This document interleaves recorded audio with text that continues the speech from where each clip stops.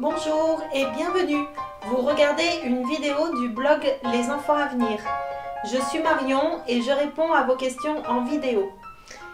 Une maman pratiquant la pédagogie Montessori m'a demandé comment elle pouvait valoriser son travail lors du contrôle pédagogique. En effet, pour la pédagogie Montessori, il y a beaucoup de manipulations et finalement peu de traces écrites, surtout pour les enfants en bas âge. Du coup, on peut se trouver un peu démuni par rapport au contrôle pédagogique avec pas assez de traces écrites à apporter.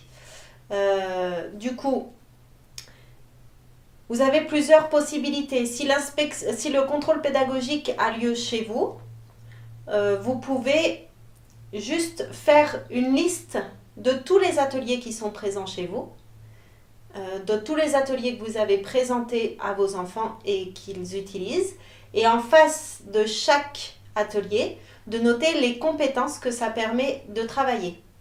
Comme par exemple, si on prend les perles, vous pouvez noter, permet de travailler la numération, permet de travailler les additions, les soustractions, tout ce genre de choses-là. Ensuite, pour les dictées muettes, permet d'entrer dans la lecture, permet d'apprendre à écrire les mots. Voilà, tout ce genre de choses.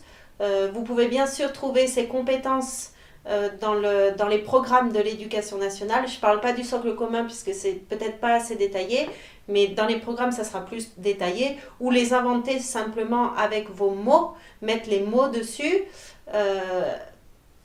Voilà, après je comprends que le jargon ça peut peut-être être un peu compliqué, donc peut-être se référer aux références du programme.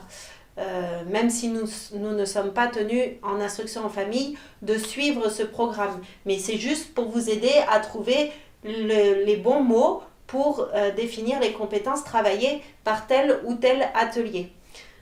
Ensuite, si le contrôle pédagogique a lieu chez vous, je pense que ça suffit juste le fait de faire la liste et de lister les compétences travaillées en face de chaque atelier. Si le contrôle pédagogique a lieu à l'inspection, vous pouvez en plus de la liste rajouter des photos sous les items des ateliers, puisqu'il ne faut pas oublier que c'est une pédagogie qui est très peu répandue dans l'enseignement à l'école, et du coup ils peuvent ne pas comprendre. Et du coup, si vous avez par exemple pour les dictées muettes une photo de votre enfant en train d'écrire ces mots avec les lettres mobiles, voilà, tout de suite, tac, il comprendra de quoi il s'agit, et voilà. Et en plus, ça prouve que l'instruction est donnée, que l'enfant a à sa disposition des choses qui lui permettent d'acquérir la lecture, d'accéder à la lecture. Voilà.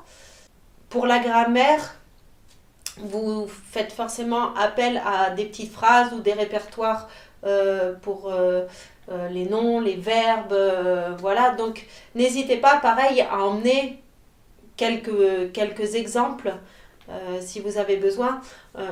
Sachant qu'ils vont peut-être même pas les regarder. Mais voilà, ça prouve encore une fois que l'instruction est donnée. Et ça peut les aider à avoir confiance en vous. Et même s'ils jettent juste un petit coup d'œil rapide, mais le fait d'avoir un petit répertoire de tous les ateliers travaillés, voilà. Vous pouvez ensuite ajouter à ces ateliers toutes les activités que vous faites à l'extérieur, comme on le ferait pour l'unschooling par exemple, de dire ben voilà, nous avons été visiter cette chose-là, ça lui a permis d'apprendre cette notion-là. Nous avons été faire de la poterie, ça lui a permis de travailler sa motricité fine. Voilà, ça vous pouvez le mettre en plus des ateliers, ça fera toujours une référence supplémentaire, même si vous ne considérez pas que ça fait partie de votre travail à proprement parler, ça fait partie des apprentissages de vos enfants qui se font de façon informelle, mais qui restent tout de même des apprentissages et c'est bien de les valoriser. Puisque vous aurez fait ce petit travail-là, ce petit effort de lister tous les ateliers, vous pouvez les rajouter et ça ne fera qu'augmenter votre crédibilité le jour du contrôle pédagogique. Voilà, j'espère que j'ai apporté des éléments de réponse aux personnes qui pratiquent la pédagogie Montessori. Si vous en manque, n'hésitez pas à me poser des questions en dessous de cette vidéo ou dans les commentaires du blog. J'y répondrai soit directement, soit en vidéo dans une prochaine vidéo.